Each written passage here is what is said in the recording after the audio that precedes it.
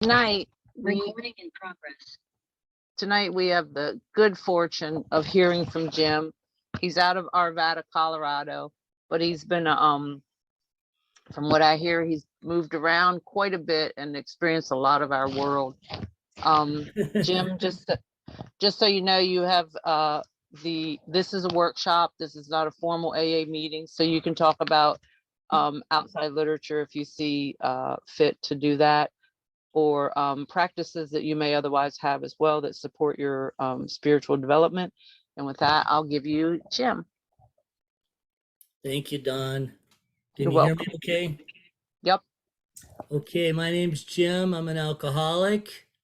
My sobriety date's May 24th, 1985. And thanks, Don, again for inviting me to share some things about the great reality. First of all, I got to tell a dumb joke to loosen myself up. So there was this son who was talking to his dad, and he asked his Dad, what's an alcoholic? And the dad says, well, you see those 4 trees over there? An alcoholic would see 8. And the son says, but Dad, I only see 2. Okay. Anyways, what I'm going to do is, this is what came to me after you said I am going to be talking on this great reality. I'm going to tell you what my little small reality was like.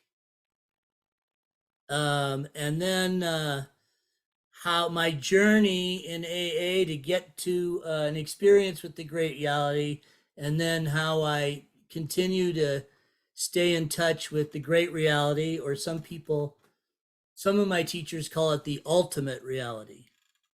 Matter of fact, I have meditation teachers that are Buddhist, and one that's Christian, and they both use the word ultimate reality. And I thought about this through other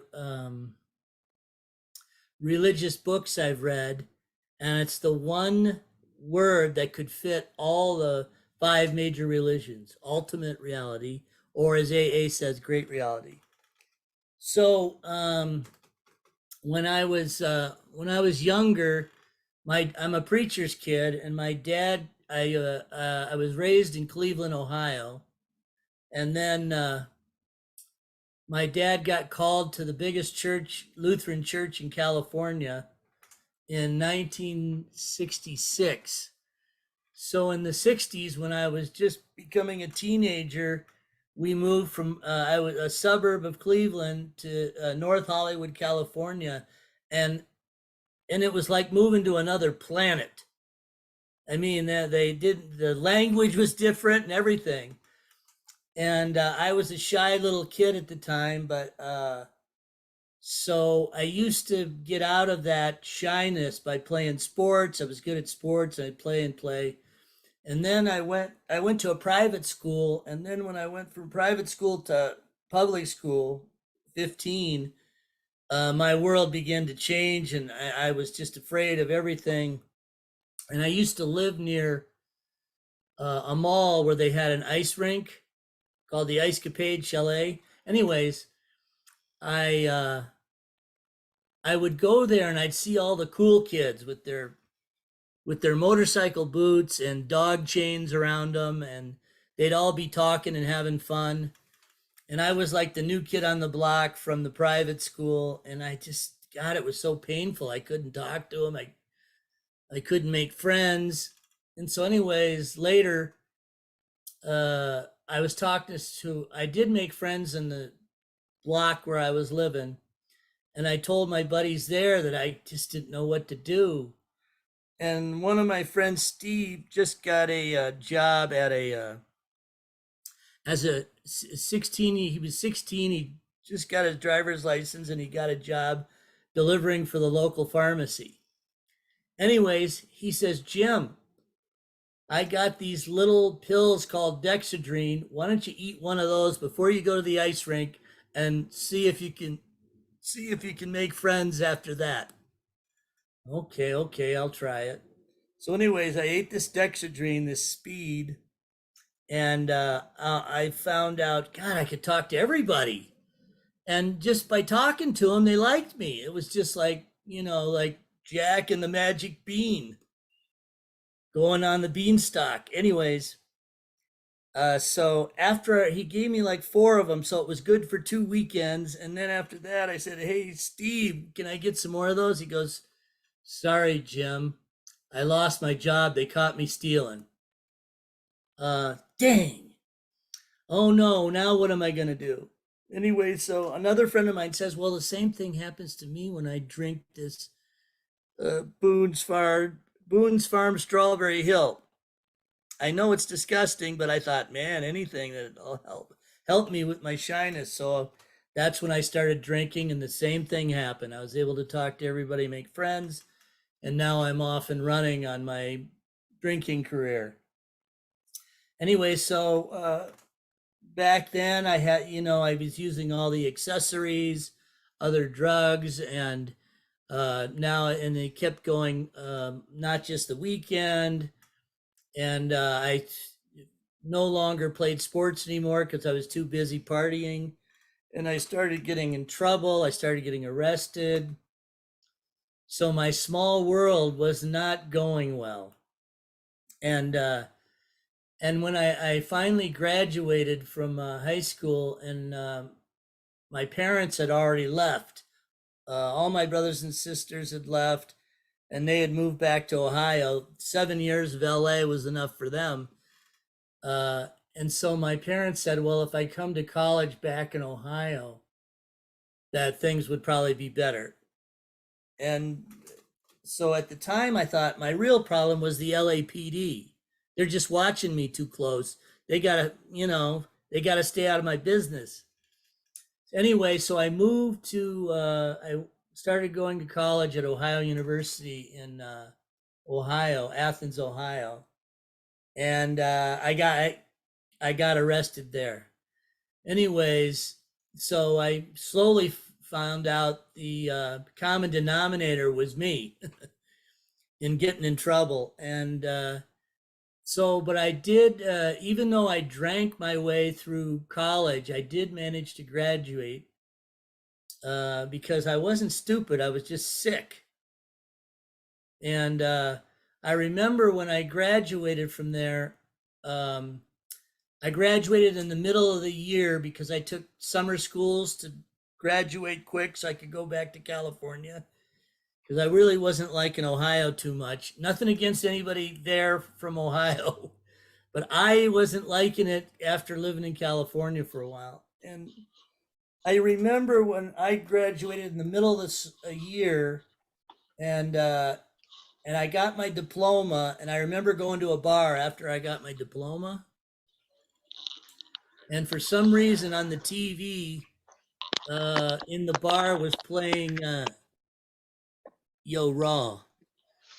Uh, on the TV was playing The Wizard of Oz. And for some reason I'm drinking by myself with my diploma watching this movie. And then the scarecrow gets his diploma in the movie. And I go, wow, the scarecrow seems more excited than me. This diploma was something I was using. I thought if I graduated from college, that would make me a man and I would feel more whole. And so I was trying to fill something from the outside into my small reality inside. And it didn't work. Anyway, so I moved back to California, and I move in with my girlfriend, and we get engaged. And I had this thought: if I get a full time job and I get married, that will fill the hole that wasn't really being totally filled yet in my small reality of drinking and using and trying to be an adult. And anyway, so we got married, and I happened to get a job in the field. I got a degree in radio television production. I got a degree I got a job as a television engineer in Hollywood and Burbank. and and then and that didn't. I still now I had more money, so I was drinking and using even more now. And so I finally got married, and I remember saying I do drunk and on some other stuff. So the whole marriage was a drunk fest for me. I and it just didn't fill that small reality or that hole in my soul that I was trying to fill with outside stuff, bringing it in. Um, and then she got pregnant, and I thought, oh, that's it. If I have a family, now I'll really have to be responsible for this little child, and that'll make me feel full. Anyway, so we had the baby. So now I'm married, I got a family, but it didn't help. I just kept drinking and using, and she would she would leave every year. We were married like for 30 days, like needing a break from this alcoholic crazy guy. And she would go back east to Boston where her family was, and then she would come back, and we'd start all over again. And then finally, on the when my daughter Julie was 4.5, they did it again. They went back, and they said, we're not coming back no more. I can't live with she's my wife said, I can't live with somebody who drinks and smokes all the time. And so I was devastated. Uh, but I begged her after about 6 months. I begged her, I'll stop. I promise I'll stop if you move back. So this time I flew back from California to Boston, got in a U-Haul, put her stuff in, and when we get in the car and start driving away, she goes, Jim, just please don't drink while you're driving. Even though I'd already told her I was going to stop for her. So I said, okay, no problem. And then I made it to Albany, New York, and the obsession just hit me hard. And it was then where I had to find a place. And back then they just started selling beer and wine at gas station stores. So I found a gas station which I saw a little Budweiser sign in it. I pull off, and I tell my wife, I think you need to take care of Julie. I think her diaper's got a full load. And I'm watching her go into the women's room, and as soon as I see the door shut, I run into the store, get a couple quarts of Budweiser, run into the men's bathroom, guzzle them down, smoke a little bowl of hash so it'll last longer. And that was the story all the way there. And she knew what I was doing. Anyways, we finally made it back there. In my small reality, I thought, oh, I got to invite all my party buddies over to celebrate I got my family back. A great idea when that's the reason she left. Anyway, so my world was starting to collapse, and I went to work the next day after I did that, and I still had the U-Haul out in the back, and she just grabbed the keys and drove it back to Boston. And that was the end of my marriage, and she applied for divorce 6 months or a year after that. And I was crushed, and now I started drinking around the clock.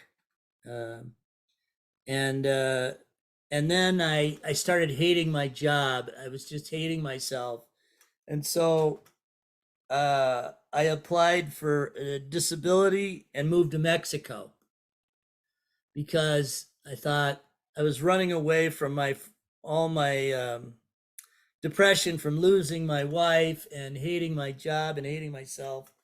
And I started. So when I moved to Puerto Vallarta, where our friend Ricky C just moved, this is part of my drinking story.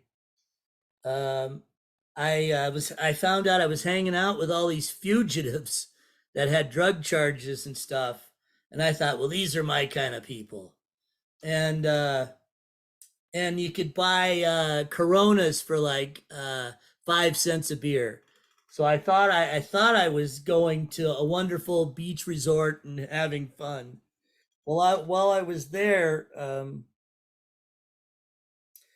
uh, one of my friends and we went and drove to Guadalajara to go shopping, and a guy that we lived in this campground in this RV, and one of our drinking buddies got drunk and started shooting a 22 pistol in the air while I was gone on this trip. And it was a federally owned campground, so the little federales came there and told him to come out of his RV with his hands up because they wanted to talk to him. So he was all drunk on he was really drunk, and he came out and shot a round in the air with the federales looking at him, and they just shot him dead because that's what they do in that country at that time. They shoot and ask questions later. Anyways, I get back, and the whole campground's just in shock, and I couldn't believe what was happening. And I had this moment of clarity. Oh my God, that's what's going to happen to me. I'm going to die drunk in some horrible way and do something stupid down here. Anyway, so the next day or two, I got all my stuff together, flew back to California, and somehow I got my union job back. And but I hadn't stopped drinking and using. But when I was coming home one day, I saw one of my old girlfriends who was my drinking buddy, and she looked, and I hadn't really been with a girl since I got divorced. So I said hello, and I stopped her, and she looked great. And I said, "What happened to you?" Uh, and she said, "Oh, I'm sober a year, and I go to A&A." She might have said AA, but I heard A&A. And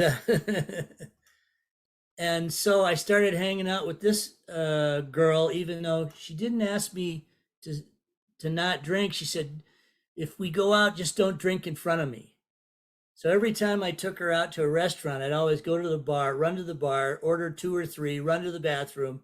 I did a lot of drinking in bathrooms, hiding my stuff. And then one day we went and celebrated her mom's birthday, and her mom was an alcoholic. So me and her mom are getting drunk, and I make a pass at her mom, and that kind of ended the dating thing with her. Anyways, uh, I got a little message there, even though I didn't. And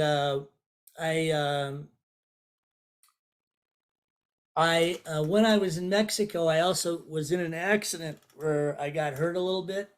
Well, I did insurance fraud, and when I was back in California working again, I got this check for like $12,000, and I remember in my head saying, "Oh man, I don't want to blow this all on drugs and alcohol." Oh, so I put 10,000 in the bank and spent 2,000 on some Coke, my favorite whiskey, and all my favorite cases of beer that started with C, like Coors, Carlsberg. So it was like me and this beer, whiskey, and I went to my friends in Lake Tahoe who got in the accident, and I promised them I'd party with them when I got my settlement. And so I didn't sleep for a week. I got really sick. I came back. I remember coming back to California, back down to Los Angeles from Lake Tahoe, and I started having heart palpitations from not sleeping for a week and doing all this coke and drinking. And I went to the hospital, and the doctor said, "Have you been drinking or using?" "Oh, I just had a couple of beers." Anyways, and I was hooked up and to all these things. And I remember they said, "Okay, and the next day you can go home." And I remember calling a friend of mine, Bruce, and I said, "Bruce, if you come and get me, I'll give you, I have some Coke and I have some beer in the fridge. I have a little bit of whiskey. You can have it all. I'm never doing it again." So he hurried up down to the hospital to get me. And when I drove home, um, I changed my mind. I said, well, I'll give it all to you if you do it with me. Anyways, so we got all buzzed, and he said that night that he can't keep a job, he can't keep friends. And I said, well, maybe you need to go to one of them A&A meetings. So even before I went to my first meeting, I told this guy Bruce to go. So he goes to a meeting that night, and then a couple of weeks later, I said, hey, Bruce, it's Friday, let's go club. And he goes, Jim, I don't drink no more. I'm going to that A&A thing. Don't you remember? What? He goes, well, maybe tonight just for you, I'll come and pick you up and I'll take you to a happy hour. Well, I didn't know he meant an hour AA meeting. So I felt like I was kidnapped to my first meeting. Anyway, something was said there. I just remember hearing 90 meetings in 90 days. So I thought, oh, wow, I can get over my problem and graduate in 90 days. This will be great. And for some reason, I didn't hear the part about don't drink between the meetings. So I did faithfully go to 90 meetings in 90 days, but I thought I could read this book and figure it out on my own and pass the test and I'd be good to go. Anyways, on day, I don't even know why I remember this, day 86, it was Memorial Weekend, and I was at this AA party, and finally knew in my gut I couldn't do this by myself. And I asked somebody to be my sponsor at that AA barbecue pool party on Memorial Weekend, and I haven't had a drink since. And I started doing what he told me to do. Although he wasn't the right sponsor at the time, I asked another guy, and I was still in my little small world, even though I was going to AA, my small reality. And so I asked some guy who had a lot of money, he had a lot of cars, thinking I'd get a new car if I asked him to be my sponsor. And then I realized this ain't working out. So then I asked one of the most popular guys in my group, because he had all these friends, he had all these girlfriends, and I thought, oh, I'll get one of those girls that hangs out with him, and I'll make her my girlfriend. So I'm still living in this small reality. And I remember I had like a year sober. I'm driving home from a meeting in the Radford group, where Mary Thayer went, by the way. And this is where my first home group was. And I was driving home, and that alcoholic GPS went off in my head, where all I could think of was the happy hours and discount liquor stores. And this is after a year sober. And I'm thinking, God, this AA thing ain't working for me. I can't get this out of my head. But for some reason, even though I was looking at the bars and liquor stores on the way home and thinking about vicarious pleasure, I went home, and for the first time in my sobriety, I got down on my knees and I said, God, please show me somebody who can really help, because I don't have any help right now. And I started saying this prayer every day, God, please show me somebody who can really help.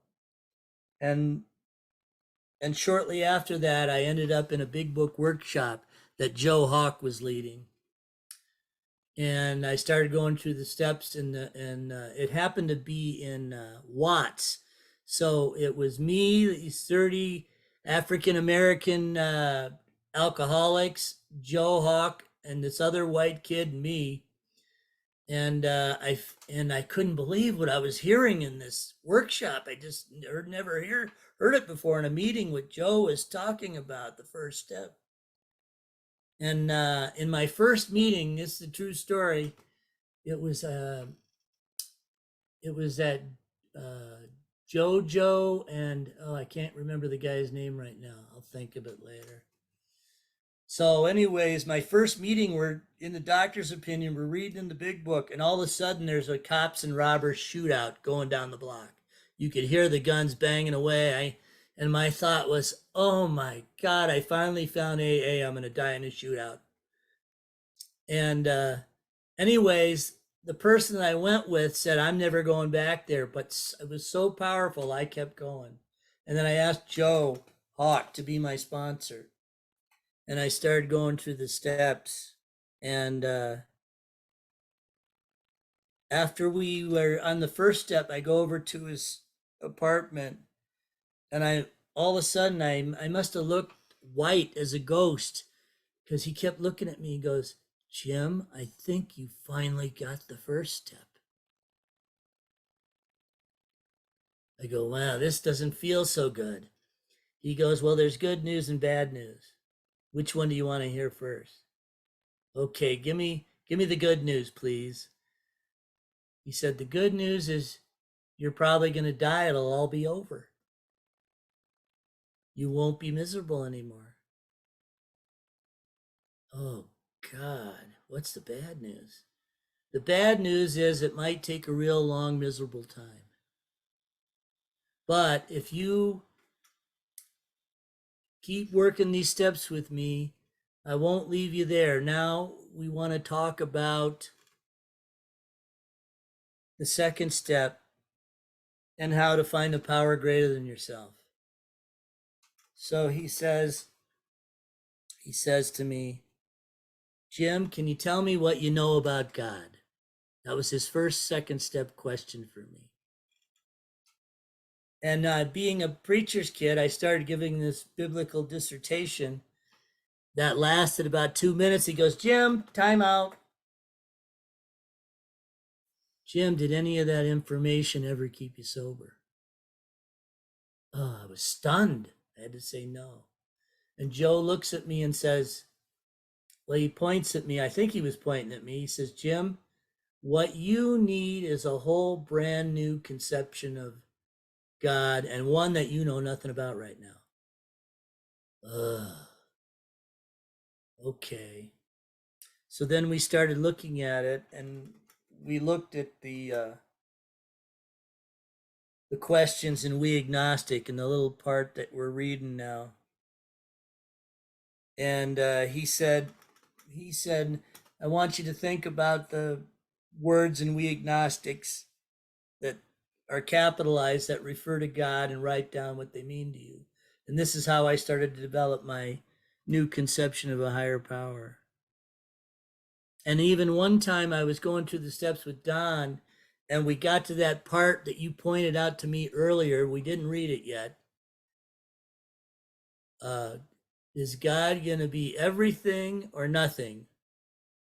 What's your choice to be? And for some reason, when I was going through the second step with Don, I said, well, what if I choose nothing? Because I've already tried everything. What if I choose nothing? What do I got to lose?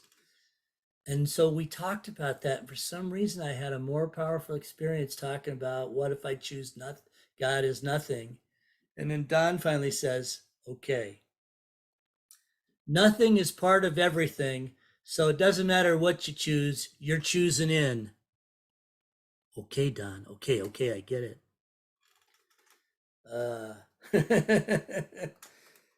So then we moved on to the third step, and here what was most impactful for me is when they talk about the keystone, I call it the arch. It's like a portal to freedom. And as long as if I have my conception as me, and God on the right, me on the left, with child on the left, father on the right. What is it? Director, or you know what I mean. Director, father, and agent. I think I got those right. Anyways, with those two things linked, God and me, with those three other concepts together, that is the keystone to freedom from my alcoholism. And if I decide to turn my will and my life over, that opening is available to me to be free. Oh, wow, cool. So I made that decision. The only problem there's this big pile of debris in the way of the portal. My self-centeredness, selfishness, and past behavior. So that's what 4 through 9 is, to clear that debris out of the way so I can really walk to freedom and meet the great reality deep down within. This is an inside job. The decision goes in. So now my external world is starting to go in to the spiritual world and the great reality. And so I started to find out what the debris in the way was in the fourth and fifth and sixth and seventh. And then I started to see how the harm that I caused other people was a part of the debris field, and that I had to make amends, and that would clear the debris even more to the great reality deep down within me. And I'll just tell you one little amends story that some of you might have heard this before. I made amends to my sister because I used to steal money off of her dresser from when I was a teenager until she went to college. And I probably stole a couple $1,000s worth of her change and her money. Anyways, so I made amends to her, and I told her at the time I made a deal. I said I'd pay $20 a month until I paid her off. And I said, how do you want me to pay this? I mean, other than the deal, she says, I want you to pay her spiritual community, Campus Crusade for Christ, because she was a missionary, athletic missionary for this group. So now I'm paying $20 a month to my sister as an amends. And I started getting all the literature about Campus Crusade for Christ and all the newsletters. And anyways, in the meantime, I had just moved from California to Denver, Colorado, where I asked Don P. to be my sponsor at the time. And I got this letter saying the Iron Curtain had just come down. I got this letter from Campus Crusade for Christ saying, we're going to Moscow, Russia, to put on the first public Easter service in the Red Square, and you're invited. And I thought, wow, that sounds cool. I'd never been overseas. I'd only thought about it on the bar stool. Anyways, so I happened to be between jobs, and I had just started a videography business, and I thought, I'll take a video of the tour, and that'll pay for my trip. So anyways, I go on this trip because of making this amends to my sister. I go on this trip, and I was with all these Christians, and they were handing Bibles out on the subways and witnessing to people, and I was handing out Russian language big books at some AA meetings in Moscow. And so as I was videoing separate from the Moscow Russian AA meetings, we were putting on worship services and concerts at the big venues in Moscow, and one of them was the Red Army Theater. It's like the one of the biggest arenas in Moscow. And so I was videotaping this service and the music that I was going to edit and compile to a tour video later and sell it. There was about 600 of us on this trip, 600 Americans. And outside the Red Army Theater, I have on this. It was in May of because Eastern Orthodox Easter is always 2 weeks after Easter here. Anyways, so I'm wearing this blue jacket with a red scarf signifying I'm a member of this group. And this Russian girl comes up to me outside the Red Army Theater, and she was fluent in English, and there wasn't very many people I met there fluent in English. And she says, "Thank you very much for the wonderful music and service." And then she said, "Would it be all right if I talk with you when you're here and visit with you? Because I just got a job translating for Russian American business. And I want to learn American slang because I only know British slang because that's who she learned her English from, a British teacher." And I said, "Sure." Anyway, so we became friends over a couple days, and then we exchanged phone numbers and addresses. And I actually thought I'd never see her again, but we're like pen pals for a couple of years. And then she says, "My family's going to Montreal, Canada this year, and I'd like to have you come and visit us from Colorado." And I had to ask her, "Are you just vacationing or are you immigrating?" And she said she was immigrating. Oh my God. So I go and visit her there, and we became better friends. And then I invited her to Colorado, and then we fell in love and had two beautiful boys. So from a destruction of my sister's relationship and making amends, my past behavior started to bring healthy things into my life because of this AA way of living.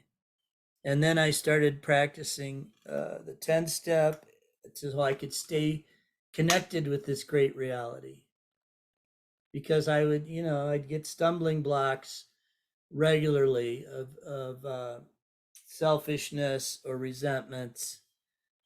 And then I was, then this girl in AA asked me if I wanted to go to a meditation class, which I'd never done before. I was just praying in the morning and the evening, basically, and praying during the day when I got stuck. Anyways, I started this silent meditation, contemplative prayer. I learned centering prayer from Father Thomas Keating videos.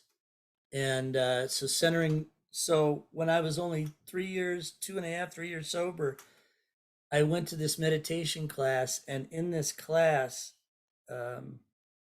after they taught us how, I remember I was in my first organized meditation class, and I'm being in this silent meditation. All of a sudden, in my mind's eye, I see this Jesus looking figure in my mind's eye. We'll call him Surfer Jesus because he did have a white Nehru shirt and white surfer shorts on. Anyways, so I see this image in my mind, and all of a sudden this surfer Jesus picks up a cross and points it at me like a rifle. And on the bottom of the cross was this circle and triangle. And then I'm seeing this. I couldn't believe what I was seeing in my meditation. And then all of a sudden he jabs this cross right through my heart in this vision. Oh my God, this is heavy stuff, this meditation. Nobody's ever going to believe me. I can't tell anybody what happened. They're just going to think I'm crazy. Anyways, as I walk out the door of this convent where I had my first meditation class, in the small little voice within is saying, "I guess I'm supposed to do this the rest of my life." And I couldn't stop that small voice for like a couple months. I was practicing this meditation. I kept hearing, "I guess I'm supposed to do this the rest of my life." So I have been practicing centering prayer since I was 2.5 years sober, so for 35 years. And I even went to formation and retreats, and now I teach it to other people. And And from there, I even went to Naropa University. I was led, and I got a degree, a master's. It's a Buddhist-inspired university in Boulder, and I got a master's degree in Tibetan Buddhist psychology, and changed my career from television engineer to a psychotherapist. I'm retired now. I'm not looking for any clients. The only reason I got excited about saying that is when I first graduated, I was going to AA meetings. I graduated from that program when I had like 10 years sober. And I started handing out business cards in AA meetings. And it said psychotherapist, it said licensed addiction counselor. And I remember I got bad looks and I went, oh no, they must think I'm hustling business. This ain't good. So I stopped doing that right away. And I've been able to help a lot of people in that area and expand. I call it expanding my territory of service. That's what happened to me with the great reality in the 11th step. And expanding my territory of service leads to the 12th step, where I started sponsoring people and it became the joy of my life. And I always, Don P used to always tell me, working one-on-one with another alcoholic, that's an AA meeting. And that's conscious contact with God's kids. And if you keep having conscious contact with God's kids, you'll stay sober and have a happy life for a long time. So the only other story I have about the great reality deep down within is that I continue to develop that connection with ultimate reality, or the great reality deep down within. Some people call it their heart, their soul, your gut. And I do a couple of meditation classes online, Zoom. One's an 11 step. And the reason I brought that I do it with a group, because that's what the we part of the program, it keeps me centered in doing my own practice individually by doing it regularly with a group. And it's very powerful doing silent meditation in a group to expand and grow deeper in my relationship with the great reality within that has kept me sober many years and happy, joyous, and free, and of service. And just one other story that just came to my mind. Y'all heard of Carl Jung? Anybody heard of Carl Jung? Anyways, before he met Bill Wilson, he was on his first or second or third trip to the United States from Switzerland. And he asked, he did some conference in New York City, and he asked one of his friends if he could go to a Taos. This is right along Tom's line. Do you know this story, Taos Pueblo? Carl Jung went to a Taos Pueblo because he wanted to meet in the American Indian indigenous people and talk to them. So he met this guy named Mountain Lake, who knew English well, and he told him about their spiritual practice in the Taos Pueblo, and he said their main practice, their higher power was the sun, and their practices were by doing their spiritual practices for their godson, it would help the sun rise, move across the sky each day. And they believed that if they didn't practice, that the sun would not rise and move across the sky and give them energy. So this is what gave them a deep meaning for their life. And they didn't have to know the scientific reasons for why the sun moved. This was their spiritual connection. And they really believed And that was their great reality. And it gave them meaning of life. And that's what AA has done for me. Even though I can't always see, feel, or touch the great reality, it has given me deep meaning in my life. And I don't need to see it. I just know it's there. It's that heart knowledge, or I like to call it cardionosis. It's my new favorite word. Anyways, thank you very much for letting me share. I hope some of the things I said have been helpful. Now, what do we do? Well, I got a couple things. One is somebody said in the chat they would love to come to your meditation meeting. How does that happen?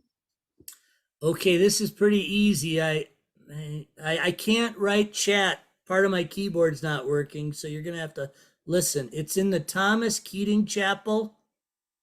So you just have to go into your Google and write Thomas Keating Chapel, then up will pop a line that says Thomas Keating /MC, which means meditation chapel. You click on that, and then it'll come up to the first page. It's a professional Zoom website. It'll come up to a page with the picture of Father Thomas Keating, and it says enter the chapel. You click that and you're in. So there's like no code, number code, or it's all URL. And my email is, you see that on my little box, it has my name. My email is jimburnlohr@yahoo.com. So if you forget that, send me an email, jimburnlohr@yahoo.com, and I'll send you the directions. And I do my 11th step meeting 5:30 Mountain Time every Tuesday. And I also do a regular one that Carmen and Roman, my friends from New York, go to on Wednesday, 7 p.m. Mountain Time.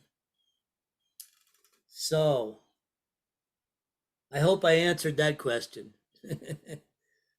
And I think, Gary, do you still practice centering prayer? Gary? No, since I kind of had that stroke, I haven't been able to do that well and all that. Mostly I do ceaseless prayer. Okay, yeah, good. Thank you. With that, and thank God for Paul Martin to explain me to that. So that worked a lot. Okay, thanks. But Tom, do you still practice centering prayer? I still do, Jim. Yeah, I still do. And the groups are coming back in Santa Fe. So I'm going to have a Thursday afternoon practice on a regular basis coming up here in October. Yep. But Juanita and I sit every morning just about. Yep. Are you in Santa Fe now, or is that your Santa Fe house? Yes, Santa Fe. Okay. So yeah, there you go. I've done centering prayer with Tom O'Neill in Santa Fe and Nashville. Yeah, it's true. True story. True, very true story. Where was it more spiritual?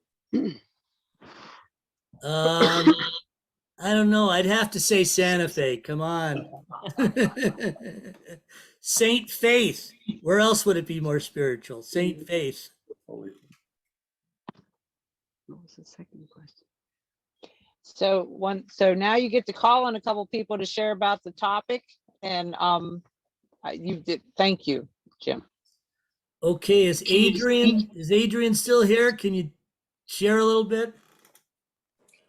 Hey Jim, how you doing? Thanks for sharing, man. How you doing, everybody? My name's Adrian. I'm an alcoholic. It was good to hear you. You've been a friend of mine for a long time, and I really enjoyed listening to you there, as I always enjoy our interactions. And it's a great part of the book that was read out tonight. I really enjoyed the reading. That's a part of the book, especially in those last few pages that you read out tonight, that really resonate with me. I was like you, Jim. I was on autopilot before I came to Alcoholics Anonymous, and like my first 5 years in AA just became AA autopilot, running around trying to work steps and, it was just all over the place. And in that period of time, my first year, I immigrated back to New York. I got married. I had a baby, landed a job, and all the things that I thought were going to make me happy. I got, and at 5 years sober, I was ready to crash and burn again. And I'd crashed and burned many times, but for some reason this time I didn't want to crash and burn. And I reached out and I asked the guy for help. And I think my big question around 5 years sober, I was having a major faith crisis. I was questioning whether, was there even a God? Was this whole, were people just lying to me in AA? Because I was so lost, I was so hurt. There was so much unresolved trauma, resentment, fear, all that stuff. I was like a ticking time bomb. And like you, I met a gentleman. And when I heard him, it kind of blew me away. And he took me on a similar type of journey that you got brought on. And what's really ironic, the part of the book that was read out tonight was the part of the book that I got my answer about God directly in bed one night, when I'd just done that part of the book with the gentleman that I was working with. And I remember closing my eyes that night in bed and feeling this deep intuitive voice telling me that everything's okay and it's always been okay. Why don't you come deeper? And I remember that experience. I don't know if it lasted for 5 minutes or for an hour, but it was real. And I remember telling that guy about it and stuff, and he told me to write it all out and stuff. And you know what? It was almost like God abandoned me after that, because another part of the reading, where it talks about sometimes we had to search fearlessly. My question was, it says God does not make too hard of terms to those who search, and then it says you have to search fearlessly. And my sponsor said to me, he says, yeah, Adrian, it's not talking about searching fearlessly for God. It's talking about searching fearlessly through all your own crap, calamity, pomp, worship, resentment, fear, guilt, all that stuff. And I think for the next 10 years, all this stuff was just coming up in me, and I'm working through it. And sometimes I think I'm going crazy. But as I was doing that, my life was getting better. I was showing up to my job every day. I was becoming a better father. But it was still, my house was on fire for a lot of the time, but the fire went out. And one of the things that I realized with that great reality deep down within us, that experience I had at the beginning of it propelled me, it kept me going. One of the things that I realized that, you know what? I'm not alone. I'm not alone on this journey. I have all the equipment, all the tools that I need within myself. Just got to get all that mush out of the way. And sometimes new mush grows back and stuff, and we got to get that out of the way. And sometimes I need reminded. But one of the great things that's happened to me, and I really stand for that part of the book. I don't stand against what God comes to us all differently, but I really stand for that part of the book, because that's where I find God deep down within me. Bill Wilson tells us at the beginning of that chapter, we'll have to find a power by which we could live. And then a few pages later, oh, by the way, it's deep down inside you. And that's the only place you're going to find it, And as a result of that, my humanity's still very much there. And sometimes I have to slip. What's happened to me, there's a wakefulness in my life today. It's just God's like an awakeness to me today. And I can go to that place anytime I want. And sometimes I don't go to that place, it comes to me. And then sometimes people remind me to go to that place, And it's a beautiful thing, because I always felt lonely and I always felt alone. And as a result of doing that and continuing to do it in here, I've had a good life, man. And it's exciting, I don't know what's coming down the line next. I really don't. Going through some struggles with physical stuff and that in my life right now. But you know what? I know it's going to be all right. I know that God's not going to drop me. He never has. And as the people around me that love me, they keep reminding me that my best days are ahead of me. And that's been my experience in AA. My best days have always been ahead of me. So you know what? I love you, man. And it was really great to hear you. Thanks for calling on me. Thanks, Adrian. Is Sarah still here? Hello, Sarah B. Can she share? Where are you? She's not here. She's gone out, Jim. Okay, never mind. I saw her in the beginning. Is there anybody who really wants to share? Can you unmic somebody?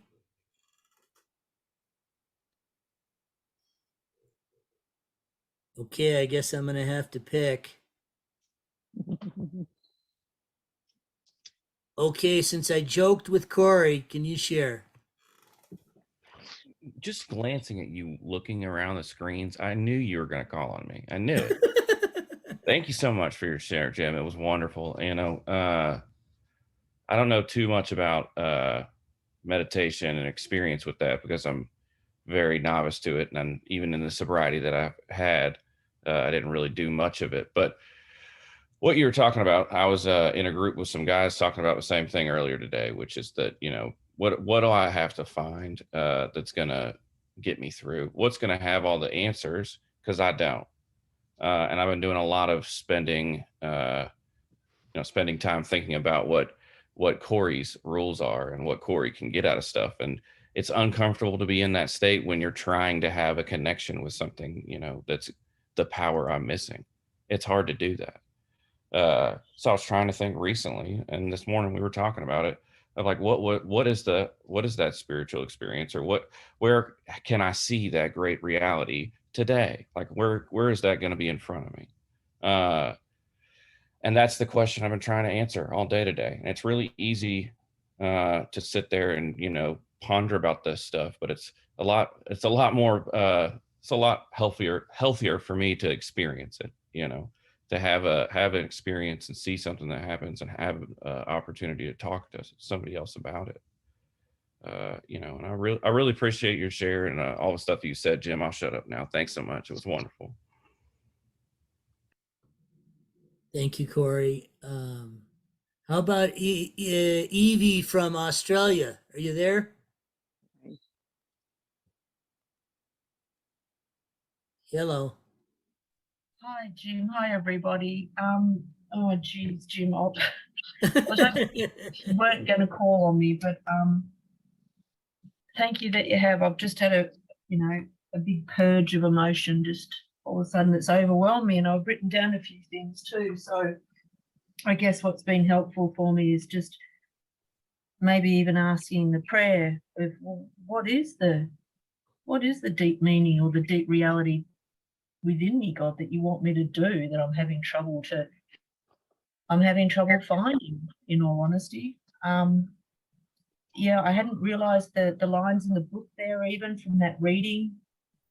What is the consciousness of my belief, and am I ready for that to come to me? Maybe it's already coming to me and I'm denying it. I don't know. I'm having a terrible bout of depression and overwhelming emotions and anxiety about where God's got me at the moment, which is in full-time study, and I haven't coped well with it. And it was good to be reminded again, well, yeah, I've got to block this stuff. I've got to block to this consciousness is what I got out of this meeting. And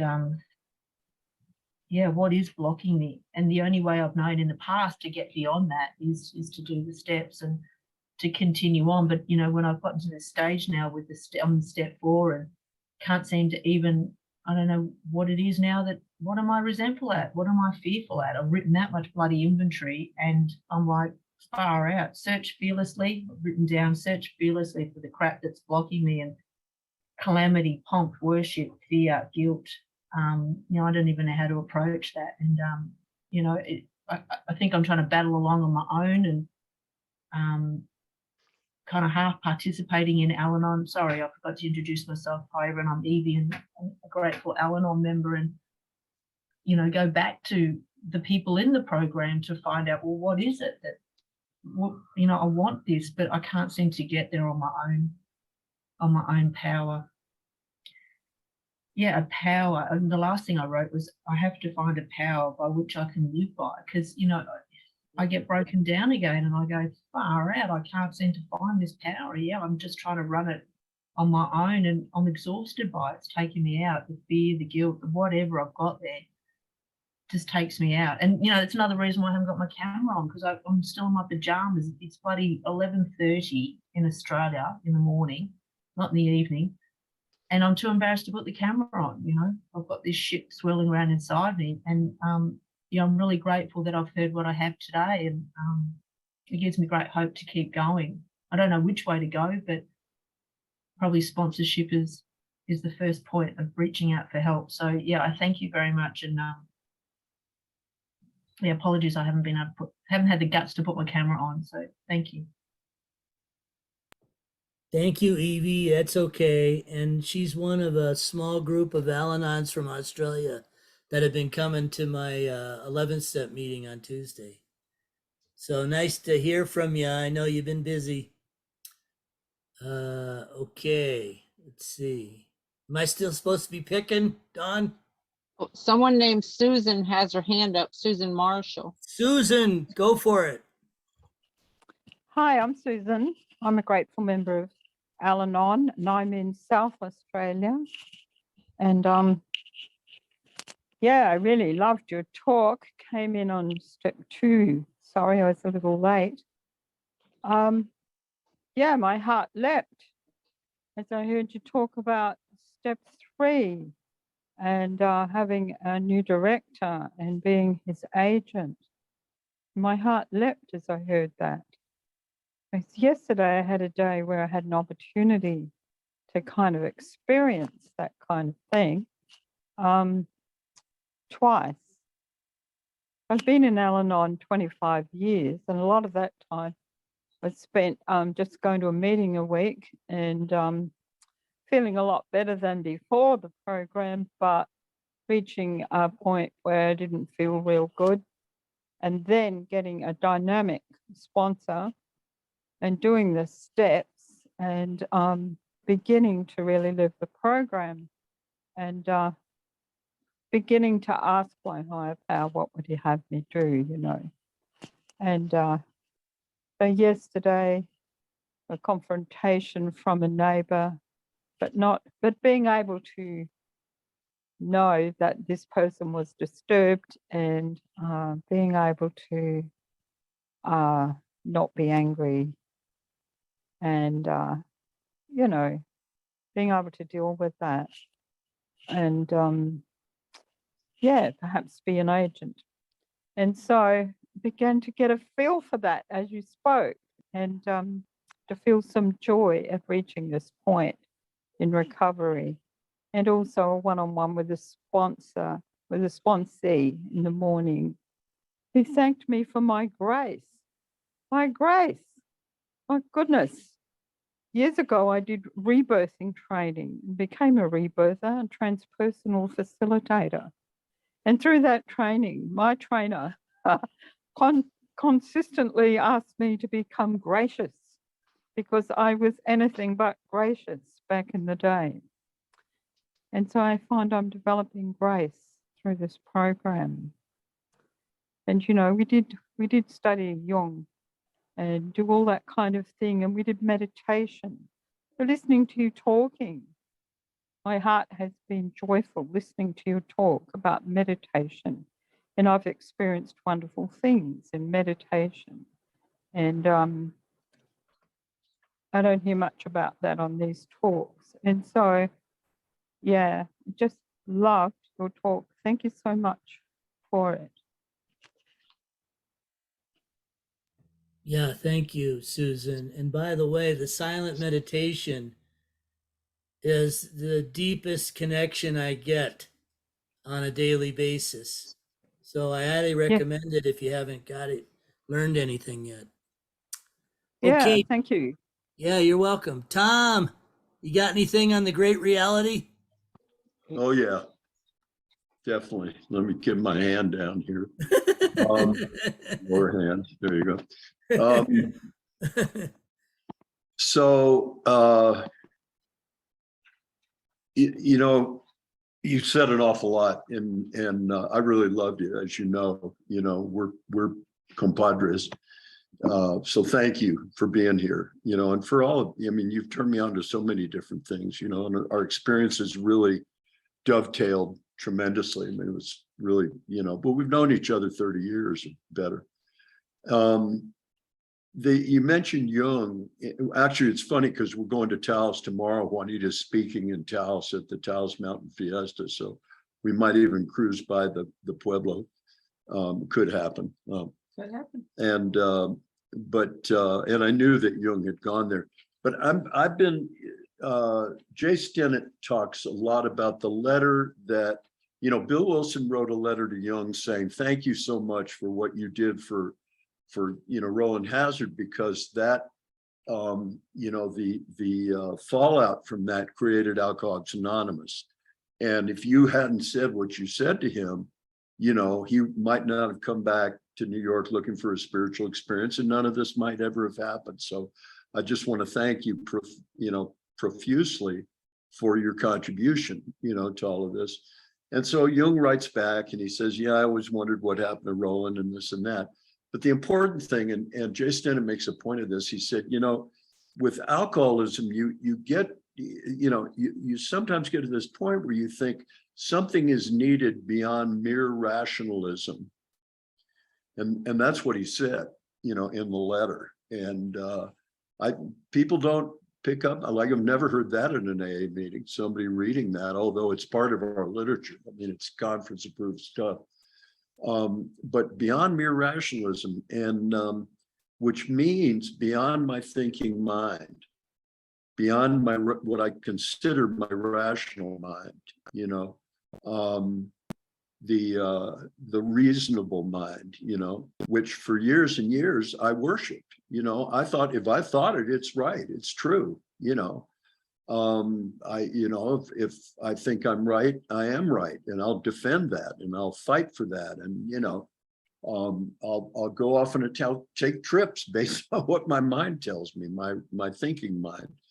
And one of the nice things about having some time is that you have a track record, and so I have a track record of following, the God of reason, making a God out of believing what my mind tells me.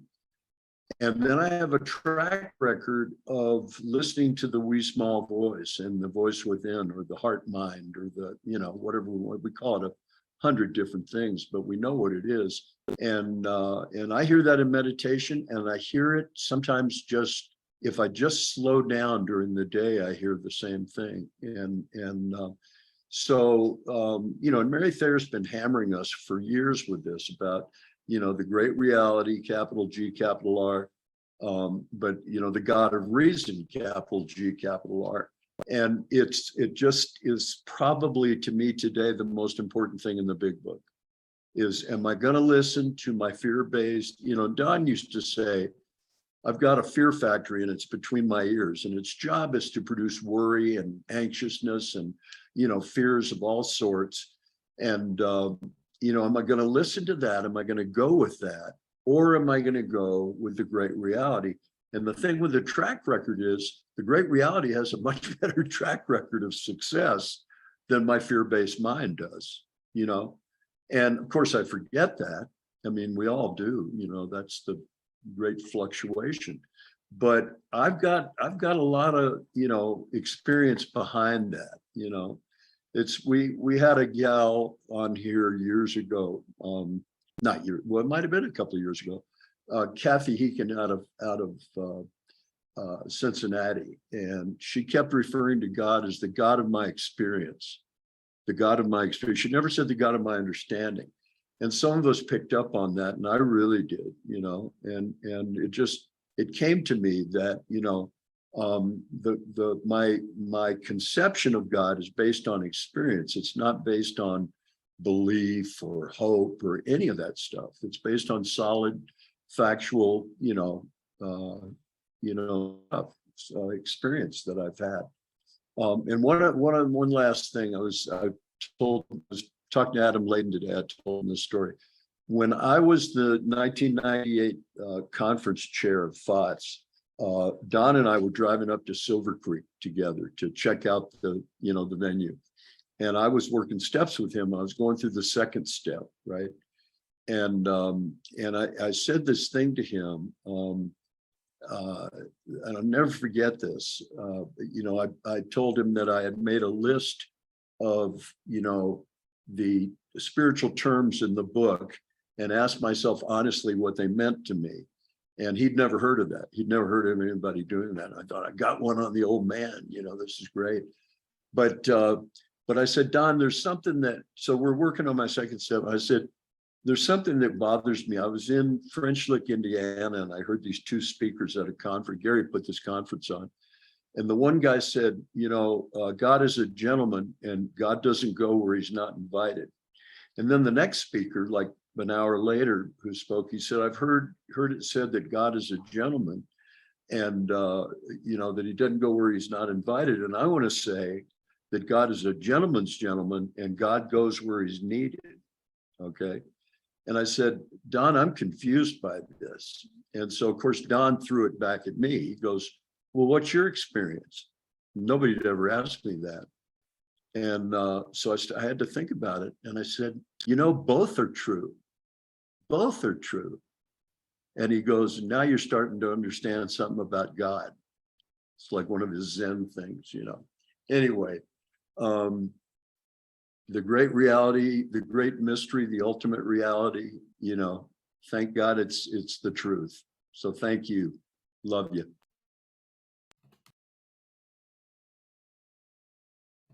Thank you, Tom. Love you too, brother. Okay, Belinda, go for it. Hey, I can get my hand down too. Oh, got something over my camera. Thank you for your service. And it got me thinking about what's the purpose, what I get out of meditation. And because it's a regular, I don't think could start my day very well without just being, because sort of like instead of, I don't know, there's saying seek and you shall be found, but it's more like, for me, it's if I stop seeking, then I will be found. That sort of like if I'm talking, I'm not listening. And if I'm thinking, my thoughts blind me. And, but in silent meditation, it opens me up to letting my higher power find me. And I don't necessarily have to be willing, but if I just have to be open and quiet and aware, and I can't do that if I'm looking and trying to figure stuff out and all that kind of stuff. It just is. And anyway, that's all I was going to say, but thank you for that. Thank you, Belinda. How about Charles? Go for it. Hello, everybody. I really relate to a lot of stuff you said, man, because our stories, has similarities to it. But I think from, where I came from was the agnostic part of not knowing. I wasn't raised around any churches, anything biblical or God or anything. I mean, I couldn't pick one out from a lineup, So when I came in Alcoholics Anonymous, he continued to do for me what I couldn't do for myself by putting people in my life that would lead me. Because my biggest, thing was when I was younger is I did a lot of brain damage because of the stuff I did and put in my body and my mind. And people knew this because the people that God put in my life would show me stuff like this part in here, as Tom said, I had to ask myself the question, and I wrote it in my big book. It says, can I find this? What was this? The great reality that I had to accept what I did to myself. I had to accept what I did to my body, my mind. And then, if so, what would that look like? And to me, it was just mush. You know, I mean, it didn't have anything. But Mother Bertha told me that, you know, this reality, you know, has to look like truth. What is this truth that I'm seeking? And I wrote it in the bottom of this old big book. It says, can I believe that God reveals himself to me as I reveal myself to me? And working, you know, the steps in the book, things were revealed to me, were showed to me because I couldn't comprehend it. So as I was going through the book and stuff, he did reveal, you know, that great reality to me is that small voice inside of me that talks to me about truth. What is the truth of what I'm doing? Is it right or is it wrong or is it indifference? I'm a truck driver, so I spend literally hours listening to different tapes. I've listened to about everyone Keaton has made. I've listened to all the big thinkers and stuff, and my mind just spins with that stuff. But God, you know, I believe, you know, my job is to do this stuff and read it and understand it and contemplate and meditate on the words, you know, that mean something. So when I need to speak them, and especially with newcomers, I had to go to my sponsor and I said, you know, why does people want to talk to me about God? I had absolutely nothing. And they said, well, it's not you. And he told me it was that thing in here. It was that Christ, that charisma is what he called it. I didn't even know what that was. And he says, that is speaking to another soul. And you don't have the damn thing to do about it. It says, just show up. And that's the way I look at it even today with many years of sobriety, that when God puts people in my life, and I'm working with a guy right now that went to church and he's having a real hard time with God. And I was taking notes while you were talking, and God was speaking to me about different things to take to him. Because, you know, being this vessel, I think it's very important, you know, that we get this idea. And what does that idea look like to me? And I think Tom said, you know, what is my experience with this idea? Can I take this idea and have God mold it to where I can speak it to somebody else? Can I speak truth to somebody where they can feel it like, you know, I can when I listen to different people. And, you know, I've been hanging around Gary for many, many, many years. And he's the one that put me on the path that really got me going, because he told me a story because I couldn't really understand it or believe. And he told me that, I can't remember the whole story, but it was kind of like, you know, I chose to believe and die and find out that there is no God, rather than to live my life as there is no God and die and find out there is. So I had to make a choice there too. I just chose to live my life. If there is a God, I'm going to do everything that he tells me to do. And then if there isn't one, he said, what's the worst thing going to happen? I'm just going to be known as a kind of good old feller, you know. But there's good stuff, man, in this part of it. And it's good seeing everybody. God bless. Thanks, Charles. Is Juanita still there? Can she share? Hi, Juana. Hi, thank you so much. You know, I am super tired. Tom and I went swimming this morning, and then we cleaned house, and then we spent the afternoon out in the yard cutting, you know, Chinese elms and dead limbs from the cottonwood tree. So I'm pretty fried. And you know, when we first, this is the first night that we changed from the letter that Bill wrote to the great reality.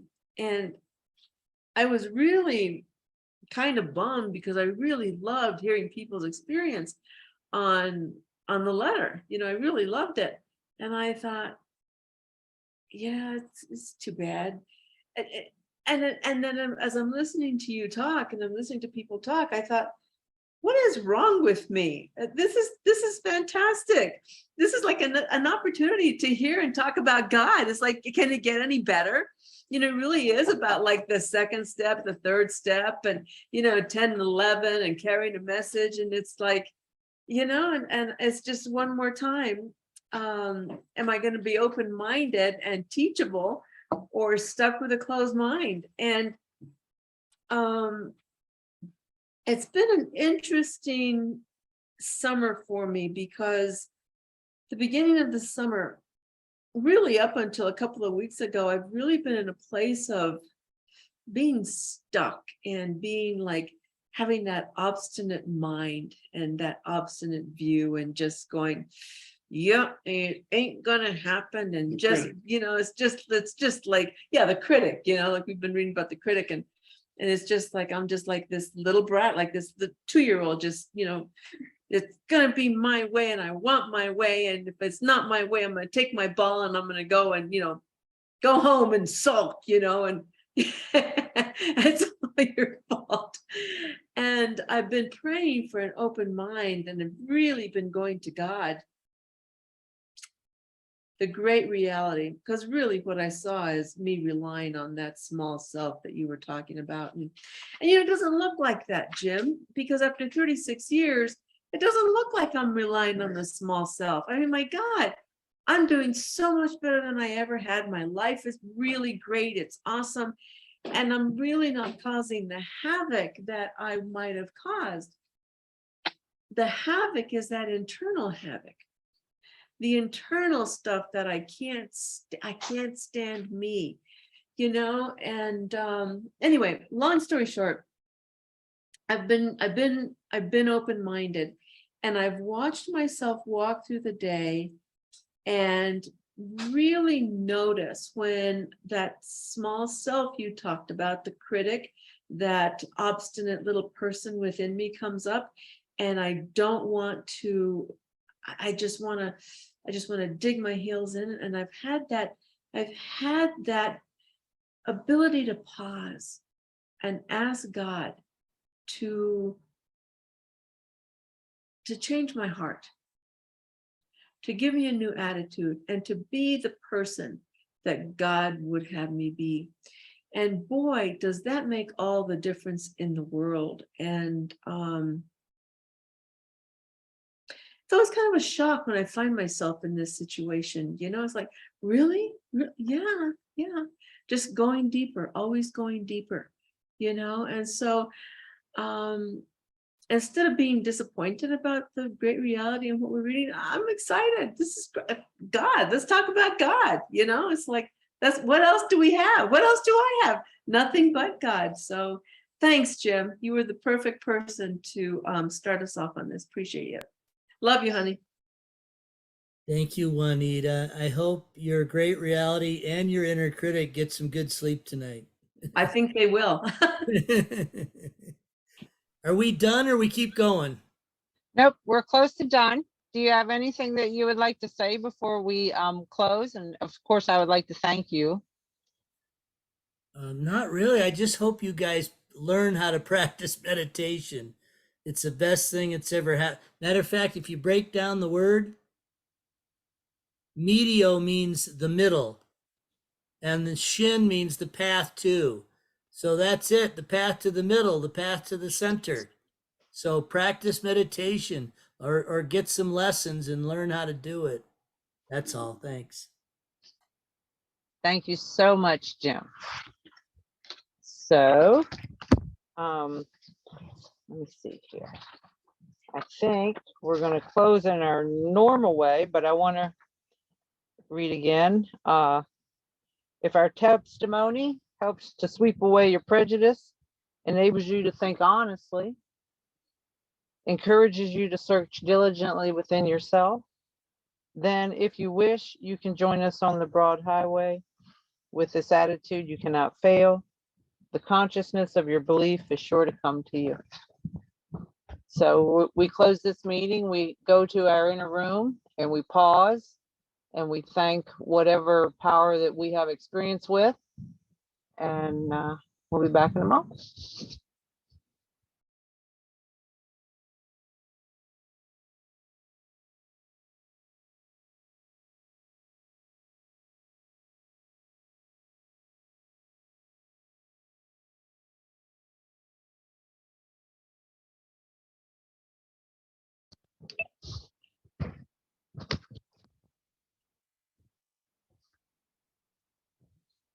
I will say to everyone, thank you. And the Dropbox, we'll update it as soon, probably have it, I'll be able to put it back in the chat next week because I'm not at my regular computer. So by then I'll be able to get it figured out. If anybody has a way of just popping it in there into the chat, go for it.